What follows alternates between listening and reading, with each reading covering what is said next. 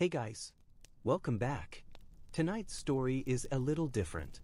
So, go ahead, turn off that last light, pull the blanket just high enough to feel safe but not suffocated, and let's talk about what happens if World War III starts tomorrow. Now, before you panic, no, this isn't one of those alarmist end-of-the-world podcasts where someone yells about missiles or gold bars. We're not doing that. This is just a quiet, historical thought experiment. The same way you might wonder what Neanderthals dreamed about, or why medieval kings thought drinking mercury would make them immortal. Except this time, the history hasn't happened yet. So let's imagine it's tomorrow morning. The air feels a little off. Your phone buzzes with headlines that don't quite make sense, things about mobilizations, defense readiness, cyber disruptions. You scroll, half asleep, wondering if it's another political stunt. It usually is. But this time, it isn't. You see, wars don't start the way movies promise. There's no dramatic speech, no slow-motion explosion over a city skyline. They start with mistakes. Bad coffee. Miscommunication. Someone's pride. Someone else's tweet. And every great conflict in history started the same way, with people who thought it couldn't possibly happen. Europe in 1914 said it. So did everyone in 1939. And if you said it tomorrow, you'd be in good company. So, let's float gently through the hours before everything changes. Not panicking, just observing, like sleepy ghosts watching history stumble awake again. Morning, the calm before. It's 6:47 a.m. in Berlin. A pale autumn sun is crawling up behind the glass towers. Most people are still scrolling through short videos of cats or food that looks too perfect to eat. Somewhere in Washington, a few advisors are already awake, staring at encrypted reports that use too many acronyms. No one has eaten breakfast yet. That's the thing about the end of the world. It's always inconvenient. By the time most of us have had coffee, the first series of cyber disruptions would start. Power grids flicker. Airports delay flights. Half of Twitter thinks it's a solar flare. The other half blames aliens. Governments quietly move from monitoring to consultation. A polite word that really means everyone's on edge but no one wants to say it out loud. Meanwhile, in Moscow, someone's probably making another pot of tea. Because that's what humans do. Even when history is loading the next disaster, we boil water. It's comforting. Noon, the rumors begin. By lunchtime, things start to feel strange. Stock markets dip. Journalists tweet ominous things like, developing situation. You refresh your feed too much. Everyone does. But this is the part that history always repeats, the limbo. The quiet hours when people argue online about what's real, instead of stepping outside to realize the sky looks the same as yesterday. It's almost funny. Empires rise and fall, and somehow, the real panic always happens in comment sections first. Somewhere, a general says the word containment. Someone else says deterrence. And both sides nod, pretending they still believe those words work. Afternoon, the old ghosts stir. Let's drift back for a second. Every time the world has flirted with annihilation, the same phrases echo. It'll be over by Christmas. They wouldn't dare. This will teach them a lesson. Spoiler, it's never over by Christmas. No one learns anything. In 1914, they sent young men to the front with shiny helmets and optimism. In 1939, they sent them again, but with tanks and better mustaches. And in the Cold War, they didn't send anyone.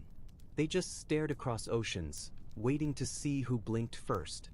Humans are incredibly creative until you realize most of that creativity goes into new ways to repeat the same mistake.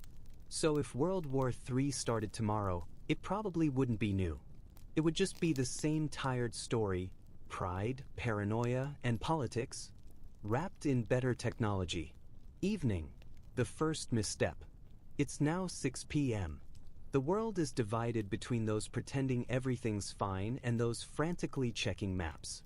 In some capital, a leader makes a speech meant to calm the public. which, of course, only makes everyone more nervous. Markets close early. People go home to wait it out. You'd think in the digital age, we'd be better at communication. But somehow, every crisis still turns into a whispering contest, one rumor per minute, spiraling faster than the truth can walk. And somewhere, a nervous pilot gets bad coordinates. Someone else misreads a radar signal. A small thing happens. The kind of thing historians later describe as the spark. No one ever means for it to start, but history doesn't care about intentions. Night. The realization. By now, the world is holding its breath. News anchors look pale. Analysts use phrases like escalation pathways and strategic ambiguity, which is just code for we don't know anything yet, but it sounds professional. Your phone keeps buzzing. A friend messages, "Should I be worried?" You type, "Nah, it's just politics," but you hesitate before sending it, because you're not sure anymore. If it's going to happen, it'll start quietly, a single launch, a cyber blackout, maybe a border incident that spirals too fast. And the rest will follow as it always does. But let's not race ahead. Let's stay here, in this moment, the night before the end, when the air feels heavier, but life still pretends to be normal. Someone orders takeout. Someone else walks their dog. The world keeps spinning. It always does, right up until it doesn't, drifting back in time again. Let's be honest, if you're still awake, you probably want some comfort. So let's look backward for a while. It's safer there. Think about the empires that thought they'd last forever. The Ottomans, the British Empire. All of them thought they were permanent fixtures. Spoiler, none of them even made it close. And yet, every generation believes the same lie, that we're the exception. We have technology, diplomacy, nuclear deterrence. But so did they, their version of it, anyway. It was just horses and paper treaties instead of satellites and AI. Maybe the real human constant isn't war, it's denial. Midnight, the flicker. By midnight, something small but irreversible happens. A radar blip, a power outage, a message that doesn't reach the right person in time. And suddenly, the unthinkable is being considered. You wouldn't hear the explosions, not yet.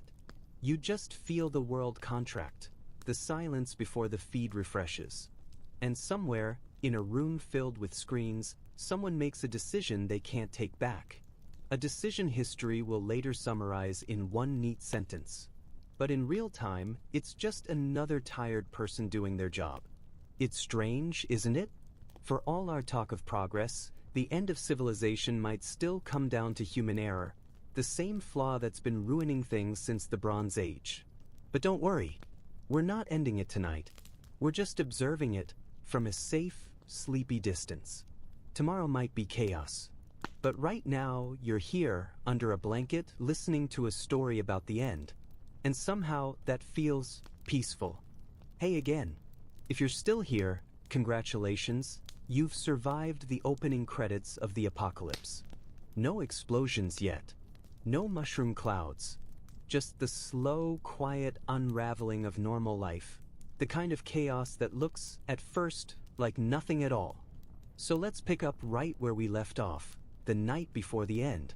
Morning is coming, and this time it feels heavier. Morning, the day after nothing happened. The first thing people notice is the quiet.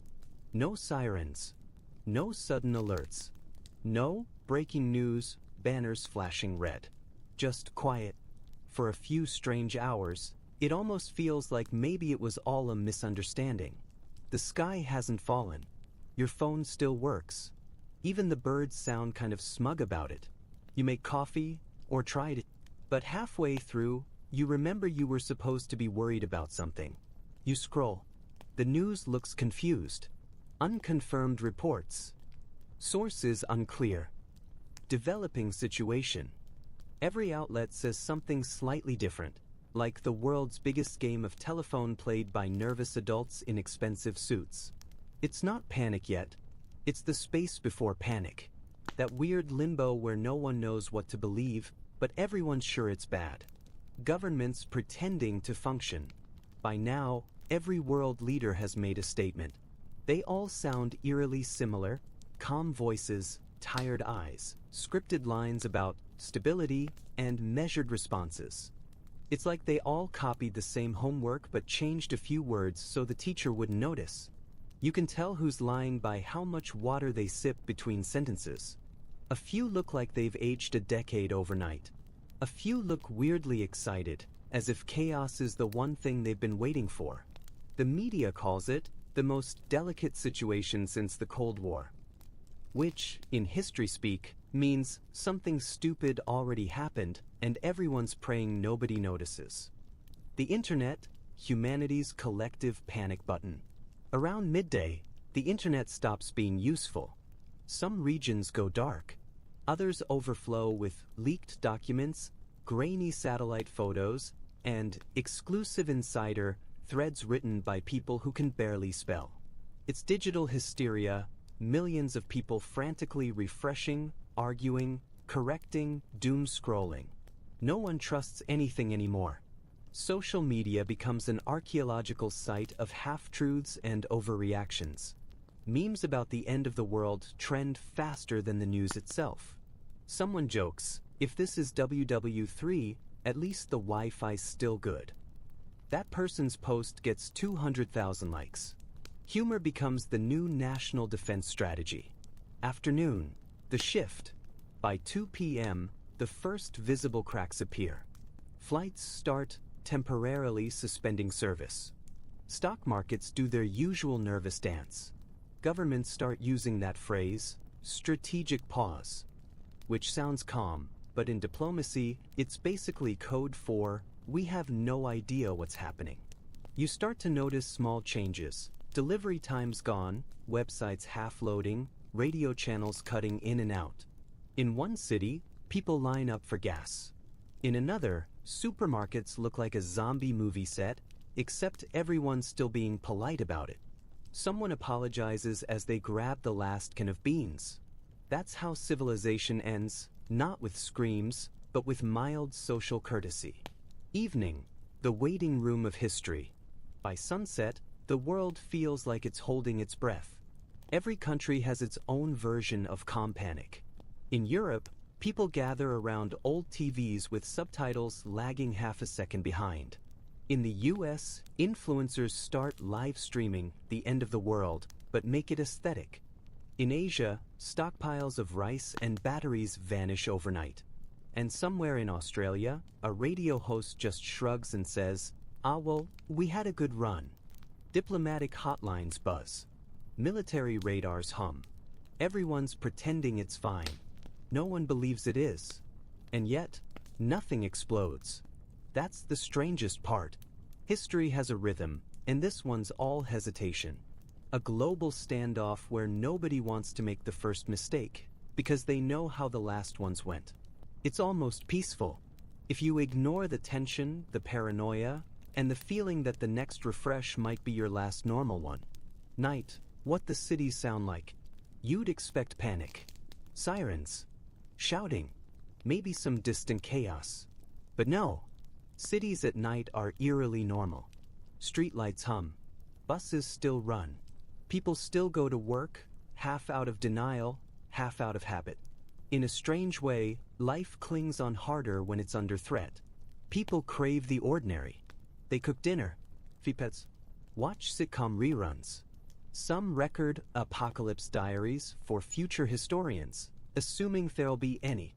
Others just curl up in bed and scroll through old photos, thinking how normal yesterday felt. There's something deeply human about that. We can face the possibility of extinction, but still feel guilty about leaving dishes in the sink. The quiet realization. Sometime after midnight, you realize, this isn't going to be quick. There's no boom, no sudden finale. It's going to drag. Weeks, months, maybe longer. A slow-motion collapse. The kind that looks like order until you zoom in and see the cracks. No one declares war anymore. They just stop pretending they're not in one. Day 2, the weird calm. Morning again. If you're lucky, you slept. If not, you've entered that timeless, slightly surreal state where everything feels half-dreamed. News anchors sound tired. Politicians recycle yesterday's statements. The public's gone from panic to acceptance in under 24 hours, which, honestly, is impressive. Life doesn't stop, it just gets smaller. People talk softer, drive slower. They start checking on their neighbors. They start rationing things without being told to. It's not the end of the world yet. It's just the end of normal. The markets collapse politely. By noon, global markets do what they always do during existential dread. They crash. Not dramatically, just steadily, like a slow leak in a very expensive balloon. Analysts on TV call it a correction, which is the financial version of saying, we're totally doomed, but let's not upset the sponsors. And through it all, humans keep buying snacks, toilet paper, board games, batteries. Because deep down, everyone thinks, I can fix the apocalypse with enough canned soup. Technology fails in style. Around the world, tech giants release statements saying they're working on stabilizing the network. Translation: it's on fire, and nobody knows which plug to pull first. Satellite systems flicker. GPS goes weird. Banking apps fail. And yet, the memes continue. Because somewhere in a basement, a few servers are still running, and humanity's sense of irony refuses to die. A trending tag appears. #WorldWarWeird. People post pictures of empty shelves with captions like, "Vibes are off today." If the Roman Empire had Twitter, this is probably what it looked like. Evening. Denial as a national sport. By the second night, governments start pretending they're in control again. Curfews are recommended. Travel is discouraged.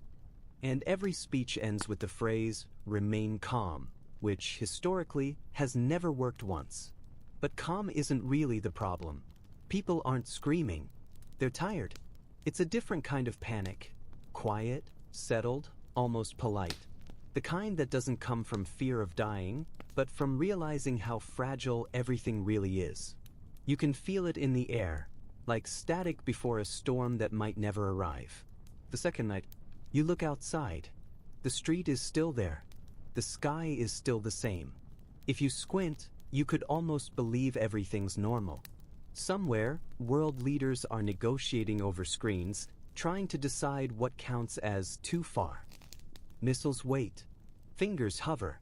History watches. And you? You make tea. You check the window. You whisper a little prayer to no one in particular. Because the truth is, every civilization thinks it's too clever to collapse, right up until it does. But let's not end there. Let's drift gently forward into the days that follow, when the panic fades into something worse, routine. Because that's the real trick of human endurance. We normalize everything, even the end. It's morning again, though the sun doesn't feel the same. It's too pale, too polite.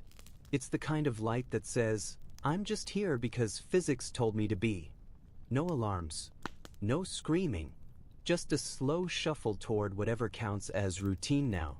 People still go to work, the ones whose jobs still exist. Offices are half empty, internet patchy. Meetings begin with the same phrase. So, how's everyone holding up? No one ever answers honestly. The markets are gone, the governments are improvising, but the coffee makers still work.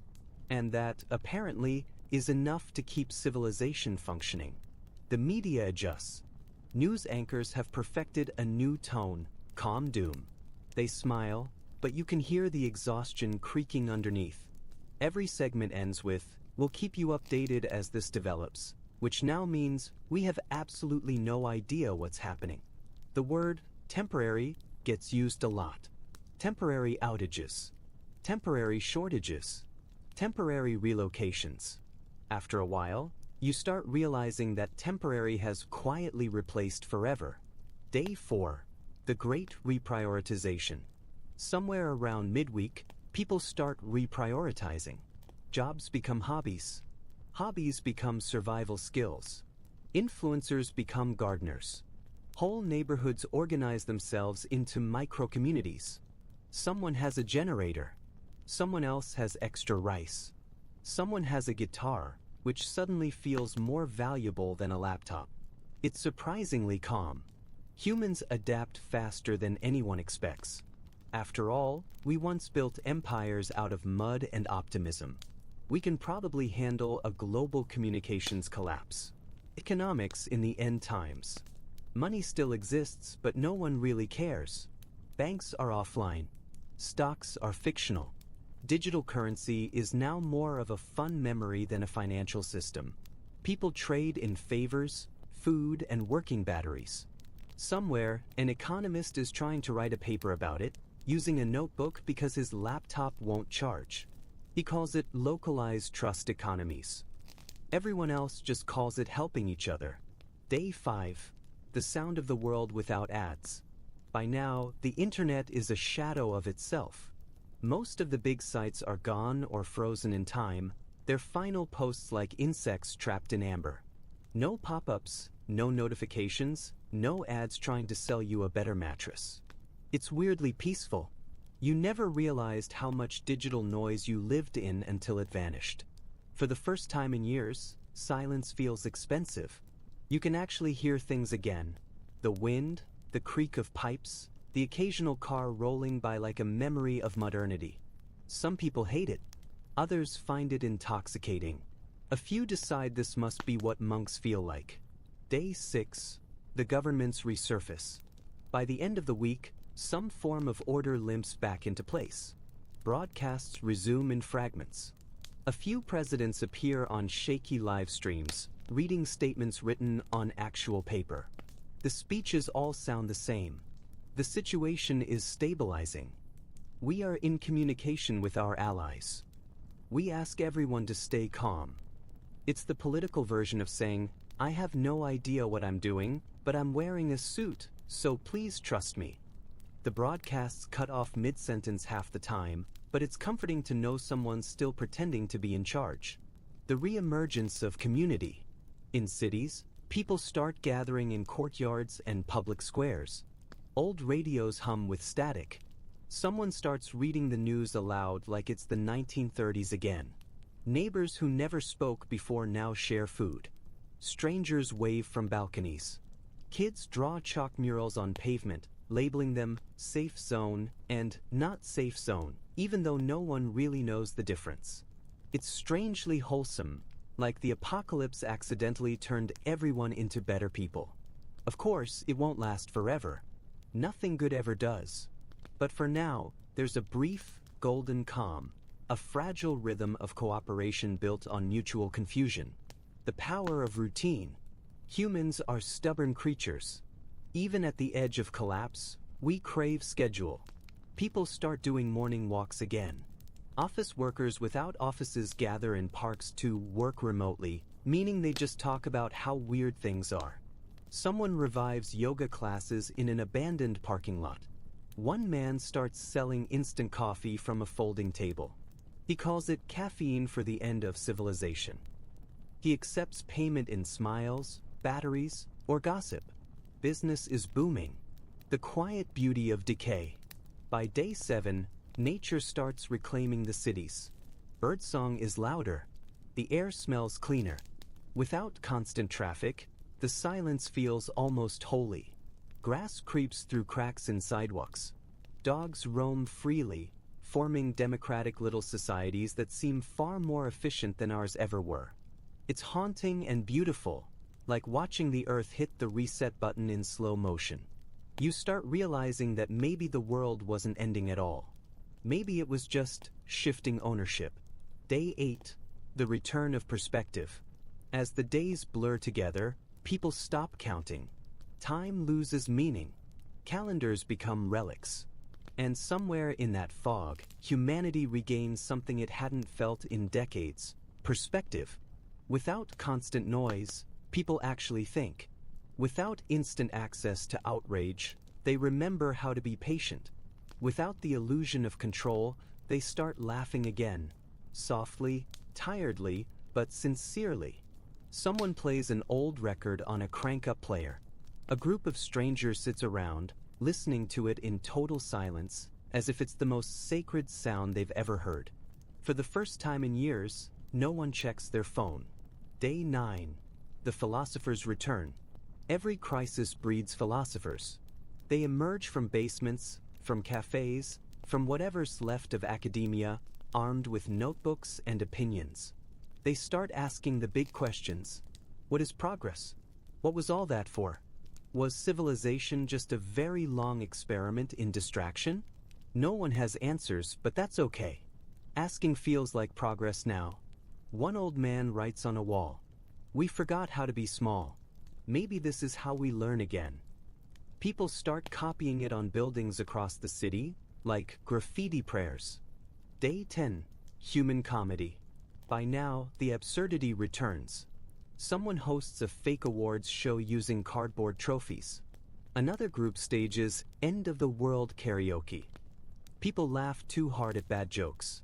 It's the kind of laughter that comes from sheer relief, the realization that somehow you're still here.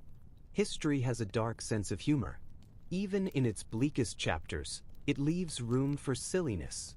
Because if humans can't joke about their own extinction, what can they do? The political stage. In the background, the major powers slowly inch toward diplomacy again. Leaders exchange recorded messages. Delegations meet in neutral zones that used to be airports. Everyone pretends it's about peace, but really, it's about saving face. History books will one day summarize this week with phrases like fragile cooperation and tentative stabilization. But in reality, it's just a bunch of exhausted people saying, "Can we please stop before something else explodes?" Day 11. What people miss. Everyone has their own version of nostalgia now. Some miss concerts. Some miss the hum of the refrigerator. Some just miss being able to text without wondering if the world still exists. One woman says she misses traffic. Not the sitting part, just the proof that people were out there living their messy little lives. Another says she misses bad coffee.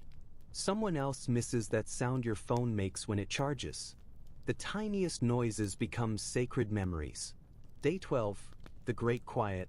By now, a strange peace has settled over everything. The threats are still there. The armies, the weapons, the unfinished wars, but they feel distant, almost abstract. People have adjusted. They've learned to live smaller, slower, quieter. They've rediscovered things that once seemed outdated. Handwritten letters, real conversations, firelight. It's not utopia. It's not even recovery. It's just life, different, fragile, and weirdly gentle. Day 13. The rediscovery of night.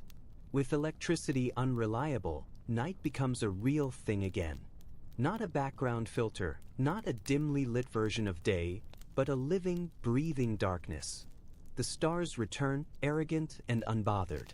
People point at constellations they never knew existed. The sky, for the first time in decades, feels infinite again. Children who've never seen true darkness stare upward in quiet awe. Someone whispers, "It's like the universe finally remembered we're here." Day 14. The long exhale. 2 weeks since the world technically ended, and humanity is still here. It's not glorious. It's not heroic. It's functional. Things work just enough to give the illusion of order. Governments talk. Communities rebuild. People adapt. You realize, in the end, the apocalypse isn't a moment. It's a process. Not a bang, but a long sigh that turns into a yawn. And like all things human, it will eventually fade into memory. Epilogue. The new ordinary. Months from now, historians will argue about when the war truly ended. They'll debate treaties, blame leaders, publish think pieces with clever titles. But those who lived it will remember something else.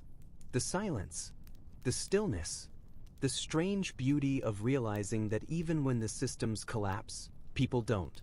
Someone will write a book about it. Someone else will turn it into a podcast. And the world will move on. A little quieter, a little humbler, and maybe, if we're lucky, a little wiser. Because if there's one thing history keeps teaching us, and we keep refusing to learn, it's that endings are never really endings. They're just new kinds of beginnings, disguised as catastrophe. So close your eyes. Listen to the hum of whatever's left of the world outside your window. Somewhere, someone's lighting a candle. Somewhere else, someone's brewing coffee over a camping stove. Life, stubborn as ever, keeps going. And you, here under your blanket, have survived another night at the end of the world. Sleep well. You've earned it. The strangest part about surviving the end of the world is realizing how quickly it becomes dull.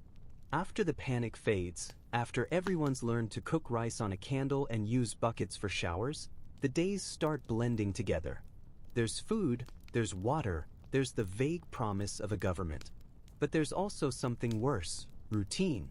People start complaining again. That's how you know humanity is healing. Someone whines that the communal meals are repetitive. Someone else misses oat milk. A man near the city square starts a petition to bring back delivery apps. He collects 200 signatures. Of course, none of it means anything. There's no internet, no delivery drivers, no submit button. But it feels normal, and that's the point. The bureaucracy of apocalypse. Rebuilding civilization, it turns out, is 90% paperwork and 10% optimism. Temporary councils form. They argue for days about how to define temporary. Everyone wants to be in charge, but no one wants responsibility. Old politicians reappear like ghosts. They show up to meetings wearing crisp suits and that same confident expression they wore before the world imploded, as if nothing's changed except the lighting. They talk about strategic frameworks and forward resilience. No one knows what that means, but it sounds impressive, so everyone nods. A new phrase emerges, managed collapse.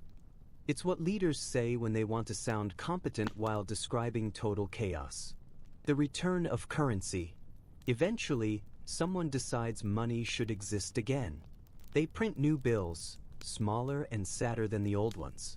Each one carries a slogan about hope, unity, or strength, which is always a bad sign. For a while, no one knows what the currency is worth. A loaf of bread costs 10 units on Monday and 50 by Friday. By Sunday, people are back to trading jars of peanut butter for gasoline. Economists hold conferences about it, sitting in tents with whiteboards and hand-cranked projectors. They debate whether inflation is a sign of recovery or decay. The answer, of course, is yes. The great return to paper. With the internet still mostly dead, humanity falls back on its oldest technology, paper. Paper notes, paper letters, paper records. People rediscover handwriting. Cursive makes a comeback. There's something oddly comforting about it. Messages take days to arrive again, which feels romantic, until you realize half of them get lost, eaten by rain or goats. Still, people keep writing, because writing is proof that someone out there still cares enough to wait for a reply. The education problem. Schools reopen in abandoned warehouses and libraries. Teachers use chalk and whatever books survived the fires. History classes become awkward, because now history has a brand new ending no one wants to talk about. Children ask simple questions adults can't answer. Who started it? Why did they do it? Can it happen again? The adults smile and say, "That's complicated," which is adult language for, yes, absolutely, but please don't panic. The revival of boredom. Boredom becomes the great unifier. There's no streaming, no scrolling, no 24/7 distraction. People read again. Actual books, the kind that smell like dust and commitment. Libraries become social hubs. Someone starts a book club dedicated to dystopian novels, which feels like reading the news in poetic form. Every discussion ends with the same half-joke. Well, at least ours wasn't as bad. It's never true, but it's comforting to pretend. The quiet generations. Children born after the blackout grow up differently. They're calm, deliberate, a little too quiet. They play with sticks and stones, not screens. They know the names of birds and the phases of the moon. They're fascinated by stories of Wi-Fi, like it's some lost magic spell. Their parents call them the grounded generation. Sociologists call them post-digital youth. Everyone agrees they seem happier. But every now and then, one of them looks up at the sky and asks, "Why did you break it?" And the adults fall silent. The Great Reconnection. After a few months, radio networks begin linking cities again. It's slow, static-filled, fragile, but it works. The first broadcast is clumsy but emotional. The cracked voice says, "This is Earth Radio. If you can hear us, congratulations." People cry. Some laugh. One old man salutes his radio like it's an old friend come back from war. For the first time since everything went dark, there's proof that humanity didn't vanish. It just went quiet for a while. The new calendar. Someone decides the old dates don't matter anymore. They restart the calendar, year 0 of the rebuild. Not everyone agrees, of course. Some cling to the old system, muttering about continuity and tradition. Others welcome the reset like a spiritual cleanse. It's strange, though, how quickly people adapt to a new epoch. It's like they were just waiting for an excuse to start over. And maybe they were. The problem with memory: history becomes unstable. Every region tells its own version of the war. Who started it, who ended it, who saved whom. Truth becomes local. Archivists try to preserve what they can. But most digital records are gone, melted into ghost data. Whole libraries of the internet lost forever. Cat memes and state secrets alike. It's oddly democratic, really. The apocalypse didn't discriminate between the sacred and the stupid. In the ruins of an old university, someone finds a half-burned flash drive labeled "Final Essay Docs." No one ever opens it. They frame it like a relic of a forgotten religion. The new myth: humans can't live without stories. So new myths begin to grow. The blackout becomes legend. The great silence, the long night, the year of vanishing. Children whisper tales of invisible weapons, or angry skies, or gods that punished humanity for arrogance. In one village, people say the war never happened at all, that it was all a collective hallucination, a global fever dream. No one can prove otherwise. And maybe that's for the best. The return of faith. Churches, temples, and improvised shrines fill up again. Not necessarily with religion, just people looking for meaning. Some pray, some meditate, some just sit in silence, hoping the universe still remembers them. The clergy rebrand quickly. Priests talk about humility. Pastors preach about gratitude. Everyone becomes very, very spiritual until the power returns, and then spirituality becomes a weekend hobby again. But for a while, faith feels real, raw, homemade, unpolished. Not the kind you inherit, but the kind you build out of loneliness. The cities that never came back. Not everywhere recovers. Some cities are too damaged, too irradiated, too broken to rebuild. Nature takes them. Vines crawl over skyscrapers. Animals move in. Birds nest in old bank vaults. From a distance, they look peaceful, green monuments to human ambition. People start calling them ghost gardens. Travelers leave offerings at their edges. Coins, photographs, little notes that say things like, "I remember you." It's strange how much gentler ruin looks when it's quiet. The return of the sea. With global shipping gone, coastal towns fall silent. For the first time in centuries, the ocean is left alone. Whales return to places they haven't been seen in decades. Fishermen tell stories of massive schools of fish glowing under moonlight, nature celebrating its temporary victory. People start to revere the sea again. Not as a highway, but as something alive, mysterious, untouchable. A new superstition spreads. Never take more from the ocean than you can thank it for. For once, humanity listens. The slow arts. In the new world, art becomes slower. No more instant photography or 10-second videos. Artists paint by candlelight, musicians record on tape, poets write in notebooks that smell like smoke. Art feels precious again. Every song is deliberate. Every painting matters. People line up to hear a single violinist play under a broken streetlight. When she finishes, no one claps. They just sit there, breathing, like applause would ruin the moment. The politics of calm. Governments realize that noise equals chaos. So they start practicing the art of understatement. Press conferences are quiet, deliberate, almost soothing. No shouting, no grandstanding, no applause lines. Just careful sentences about gradual recovery and measured optimism. Still, beautifully mercifully dull, the world has rediscovered the politics of being boring. And honestly, it's an upgrade. The museums of before. Eventually, someone decides the past should have its own building. Museums reopen, small, improvised, tender things. One display features smartphones in glass boxes, labeled communication devices, early 21st century. Another has a replica of a grocery store aisle, complete with fake cereal boxes and holographic price tags. Children look at them like alien artifacts. Did people really eat this? One asks, pointing at an energy drink. Yes, the guide says softly, and then they wondered why their hearts hurt. The quiet economy. Trade picks up again, slower, humbler. Boats replace airplanes. Letters replace emails. Promises replace contracts. It's a quieter economy based on reputation instead of algorithms. A farmer's word means more than a politician's speech. It's shockingly effective. Turns out, civilization works better when you actually have to look someone in the eye. The lost decade. 10 years pass. Quietly. No fireworks, no great achievements, no moon landings. Just rebuilding, slowly, stubbornly. People stop calling it after the war. It's just life now. The scars fade into background noise. The children who grew up in the silence don't fear the dark anymore. They thrive in it.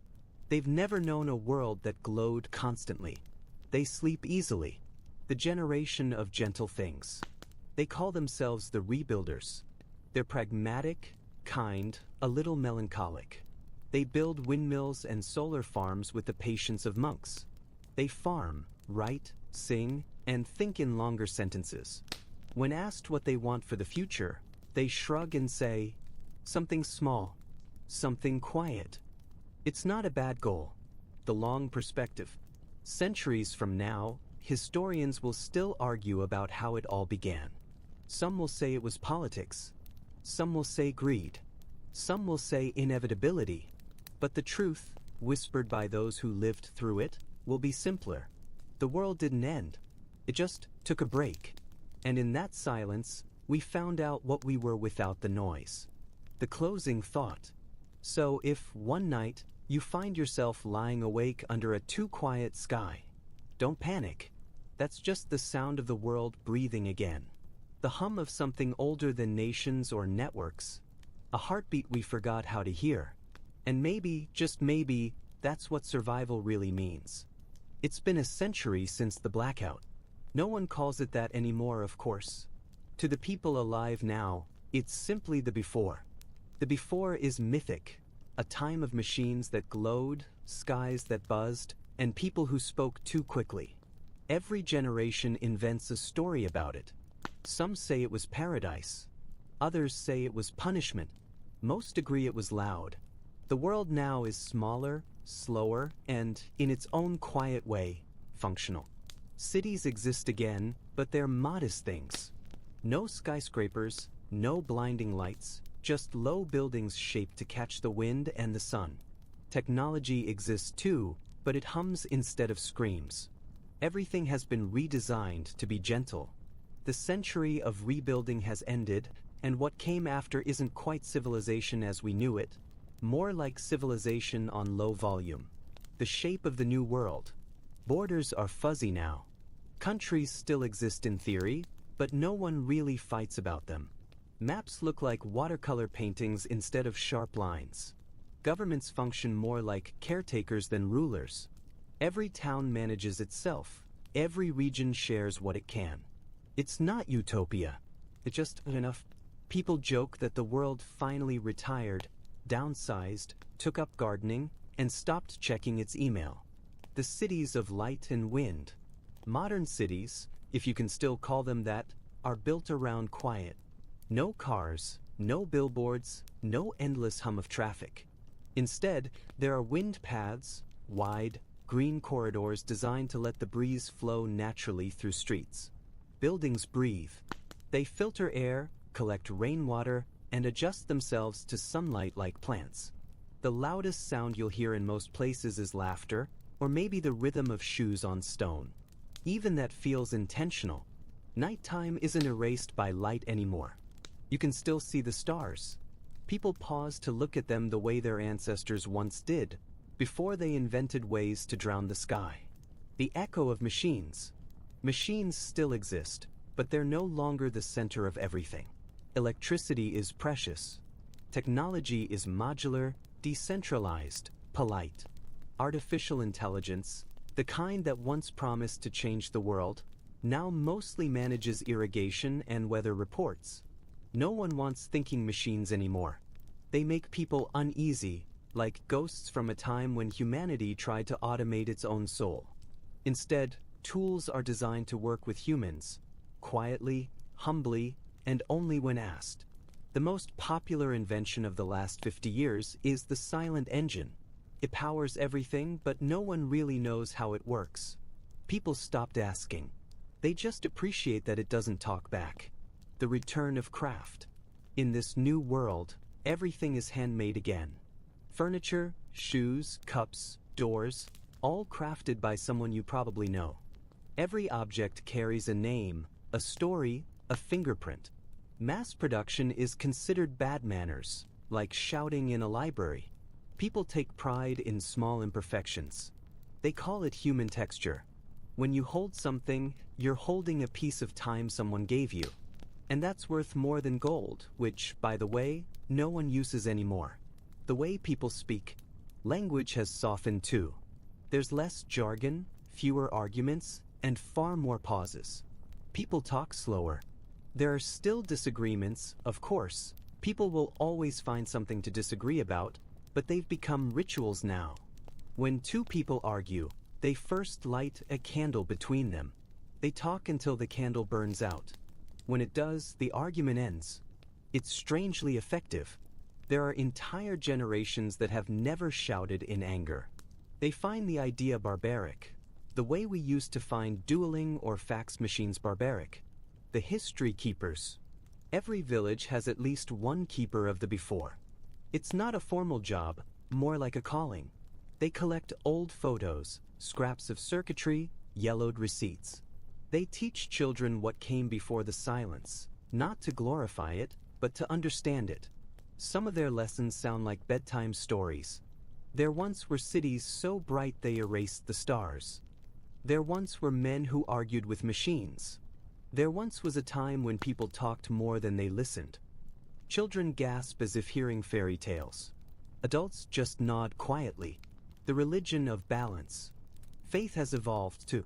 There are still temples, but they're open-air spaces filled with wind chimes and silence. The central belief now is balance. Not punishment, not reward, just the understanding that the world can't be taken for granted again. Rituals are simple. Every morning, people leave offerings of seeds or water. Every evening, they whisper thanks to the sky, even if it's cloudy. It's not about gods anymore. It's about remembering that once, they nearly lost everything. The ghosts of the old world. The ruins of the 21st century still stand in some places. Twisted metal forests, skyscrapers half swallowed by ivy. People call them the bones. No one lives there, but they visit sometimes. Pilgrims walk through them in silence, brushing their hands over concrete, whispering, "Never again." Some ruins are museums. Others are warnings. A few have become temples, sanctuaries of stillness surrounded by overgrown beauty. In the biggest one, an old shopping mall now serves as a public garden. The escalators are covered in moss. The fountain is filled with fish. And on the walls, someone has carved in elegant handwriting, "We bought too much and forgot what was free." The libraries of memory. Books survived the blackout better than anything else. Now they're sacred. Libraries have no locks. People borrow on trust. Every book has a little space inside the back cover where readers can write their names, dates, and thoughts. It's how new generations talk to old ones, through margins and notes, through ink that fades but never vanishes. In one library, there's an entire shelf dedicated to texts of the lost internet. Printed pages of old posts, messages, fragments of memes and headlines. It's both hilarious and heartbreaking. 1,000 years of human thought, boiled down to cat pictures and arguments about pineapple on pizza. Future scholars call it the Great Distraction. The quiet technology. Energy is clean now, though limited. Solar collectors are built into cliffs and mountainsides, hidden like polite little miracles. Wind farms hum softly in the distance. People have technology, but it feels invisible, woven into life, not plastered on top of it. Everything runs slower by design. Devices take a few extra seconds to respond to make sure you really want to use them. It's called intent delay. Some find it annoying. Most find it calming. One historian once joked, "Back in the old world, we spent all our time making things faster. Turns out, we were just racing towards silence." The Global Council.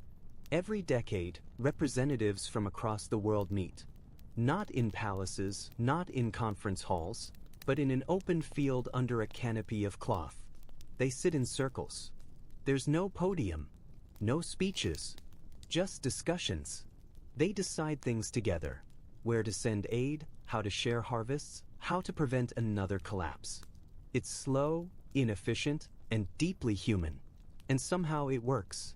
The motto of the council, embroidered on every banner, is "Never louder than necessary." The rediscovery of music. Music, too, changed. Gone are the heavy beats and digital shrieks of the old era. Now it's softer, mostly acoustic, mostly live. People play flutes, strings, drums made of clay and wood. Every note lingers longer than it needs to, like it's afraid to disappear. Concerts happen in open air, under stars. No microphones, no screens, just the sound of breath and fingers. When the last note fades, everyone stays silent for a while. That silence is part of the performance. The long reflection. Philosophy has become the new national sport. With less noise, there's more time to think. The most popular philosopher of the new age, a woman named Lyra Sen, once said, "Humanity didn't fall because it was cruel. It fell because it was impatient." Her books are everywhere. Short sentences, no drama, just quiet truths. She writes about gentleness as rebellion, about kindness as infrastructure. Some people call her naive. Others call her the voice of sanity that arrived a century too late. The children of the sky. The newest generation, the great-great-grandchildren of the rebuilders, are different again. They have no living memory of collapse, no trauma, no fear of noise. They've grown up surrounded by calm, by light, by the hum of stability. They're curious, restless, and that, of course, is dangerous, because peace is always temporary. Curiosity eventually turns into ambition, and ambition, well, that's how it always begins. The Museum of the Before. There's a place, somewhere in the heart of what used to be Europe, called the Museum of the Before. It's a sprawling structure of glass and overgrown vines, curated entirely by historians who call themselves the listeners. Their mission isn't to judge the past, but to understand it. They display everything: phones, guns, credit cards, plastic toys, nuclear keys.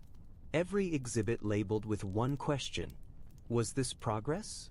Visitors walk in silence, some staying for hours, some leaving quickly because the past feels too heavy.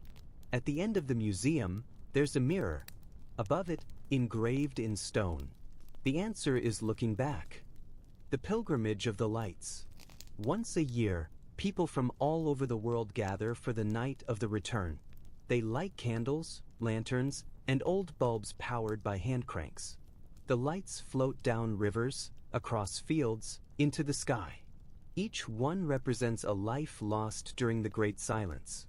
It's not somber, it's serene, a celebration of fragility, a reminder that, somehow, against all odds, humanity got another chance. Children laugh as the lanterns rise. Elders cry softly. Everyone watches the sky bloom with slow, gentle light. For one night, the world glows again. But this time, it's a kinder glow, one that doesn't blind the stars. The thought that lingers. And so, here we are. Hundreds of years after the last war humanity could afford to fight. The world is quieter, softer, smaller, but alive. Historians of this age don't talk about empires or power. They talk about humility, about how silence became the great teacher. There's a saying now, carved on the door of every new school. We remembered too late, but at least we remembered. Maybe that's the best epitaph civilization could write for itself. So if you're still awake, somewhere in the far future of this imagined world, listen, that faint hum outside your window? That's the sound of peace, not loud, not permanent, but real. And maybe that's enough. No one really noticed when the last city dimmed. It wasn't dramatic, no alarms, no final broadcasts. It just happened. A windstorm came one winter and carried roofs away. A river shifted course and swallowed a road. And one by one, lights that had burned for centuries blinked out, never to return. People didn't vanish overnight. They dwindled. Fewer children were born. Communities merged, then shrank, then dissolved into memory. In the end, humanity didn't go out fighting. It simply grew tired. And when the last voices faded, the world didn't mourn. It exhaled, the long green rise. With humans gone, the world began its quiet resurrection. Cities cracked open. Steel became vines. Stone returned to dust. Forests surged back like a tide reclaiming stolen land. Roots pried apart highways.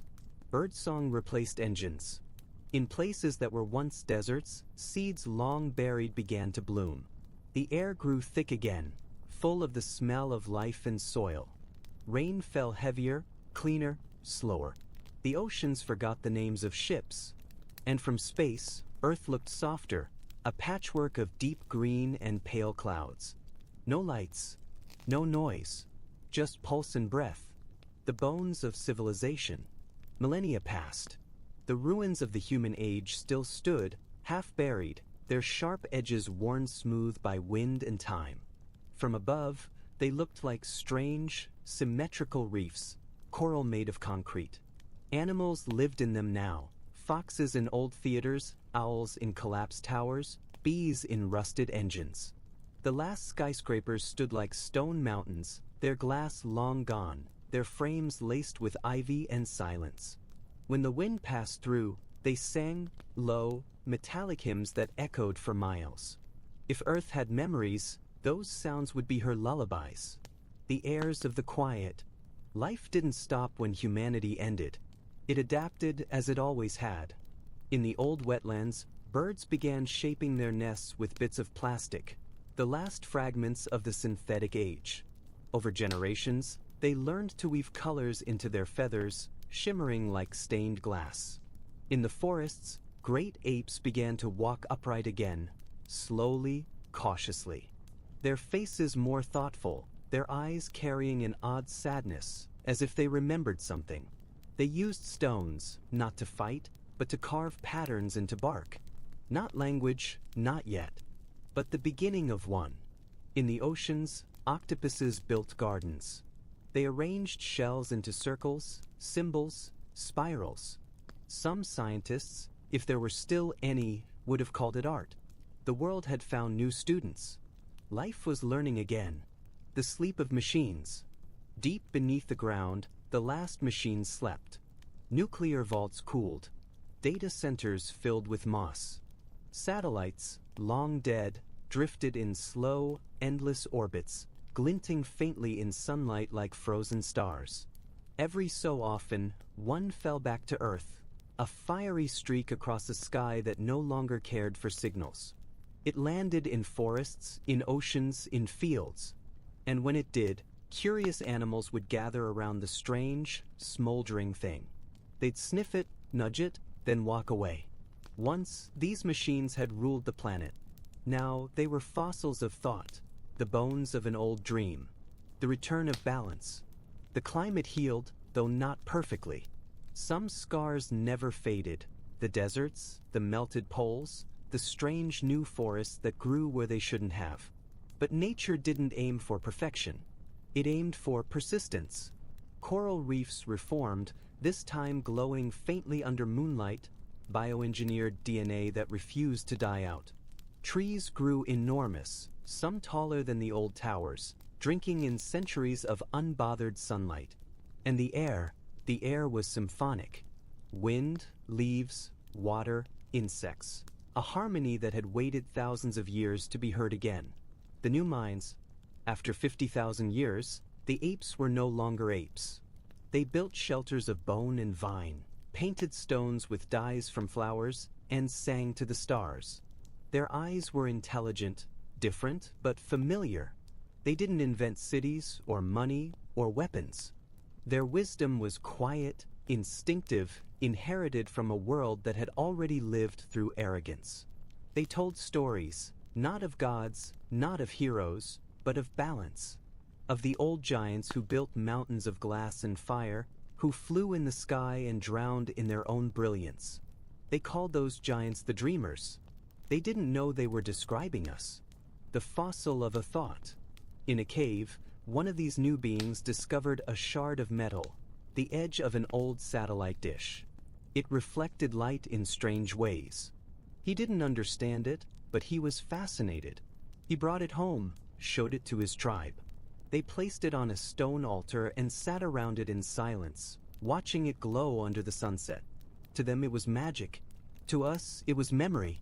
The artifact would one day become sacred, the center of a new mythology. They would call it the ear of the sky, believing it once let the world hear the voices of the gods. In a way, they weren't wrong. The rewriting of the earth. Tectonic plates shifted again. Continents drifted, collided, and remade coastlines. Mountains rose where cities once stood. Oceans swallowed the rest. Human bones became limestone. Glass turned to sand.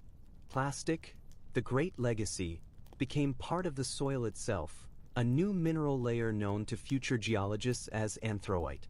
It glittered faintly in the dirt, a geological whisper. We were here. The sky remembers. Even the stars changed. Constellations shifted, faded, reformed. The North Star wandered. The Milky Way twisted slightly, as galaxies do over eons. And yet, the night sky remained beautiful, vast, patient, untouched. Somewhere out there, old probes still drifted. Voyager, Pioneer, New Horizons, silent ambassadors of a species long gone. Their golden records, etched with greetings in forgotten tongues, floated through interstellar space. They had outlived the civilization that sent them. Somewhere, someday someone might find them. And maybe they'd listen. The arrival. One day, if days still mattered, a light appeared in the upper atmosphere. Not fire, not meteor. Something slower, deliberate. A craft descended, smooth and silent, made of materials the Earth had never seen before. It landed softly in what used to be Asia, among the ruins of a drowned city. From it emerged beings, not human, not quite alien, but curious.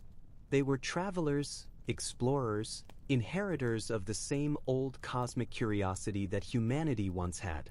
They found the ruins, the machines, the carvings, the books turned to dust. They scanned the ground, puzzled, whispering in voices that shimmered like glass. And when they found a piece of a satellite, a disc engraved with the words, "To all who may find this," they paused. They listened. Static. Then a sound. A heartbeat. A laugh. A melody. Human voices echoing through time. The visitors stood in silence, moved. And one of them, gently, reverently, said something that in our language would mean, "They dreamed beautifully." The sun is swollen now, enormous, heavy, and tired. It fills half the sky, bleeding light across what's left of Earth. Oceans hiss as they vanish. Mountains crumble like sugar. There's no one to see it, no one to name it. Just a final performance for an empty theater. And yet, in that heat, in that last burst of brilliance, particles stir, atoms split, energy folds in on itself. And in the briefest moment, the universe whispers, "Not yet." Because even endings need witnesses. The drift. When the sun finally exhales its last breath, Earth dissolves into vapor, dust, and memory. Its pieces scatter across the solar system, mingling with the ghosts of Mars, Venus, and the moons. Jupiter swells, Saturn's rings unravel, Neptune fades into the cold. Then silence. The kind of silence that lasts for billions of years. But the dust doesn't disappear. It drifts. It wanders. And inside that dust, inside the carbon that once made bones, breath, laughter, is the raw material of everything new. Starlight hums through it, like fingers brushing piano strings. Patterns begin to form. Chaos flirts with order again. The cold universe. Eventually, even the stars grow tired. They wink out one by one, like old streetlights in an endless night. The galaxies themselves drift apart until their light can no longer reach each other. It's a lonely era, a trillion years of darkness. Black holes eat what's left. Even they fade, evaporating slowly, sigh by sigh. The universe becomes a sea of silence and cold. No warmth, no motion, no sound, just space. And yet, hidden in that absolute quiet, something moves, something infinitely small, infinitely patient. Quantum ripples, the softest tremors of leftover energy, the echo of everything that ever was, the memory of existence. In the dark, the universe dreams of itself. It remembers heat, gravity, remembers life, briefly, faintly. The warmth of hearts, the shape of thought, the music of laughter carried through air. It remembers us. Not as individuals, not as species, but as feeling. Emotion, it turns out, is a kind of physics too. Every love, every kindness, every fragile act of hope leaves a mark on reality's fabric. And though time erases matter, it never erases meaning. So, buried in that eternal black, under no stars, no galaxies, no clocks, the universe hums softly, replaying its favorite memories. Like an old song stuck in infinite repetition.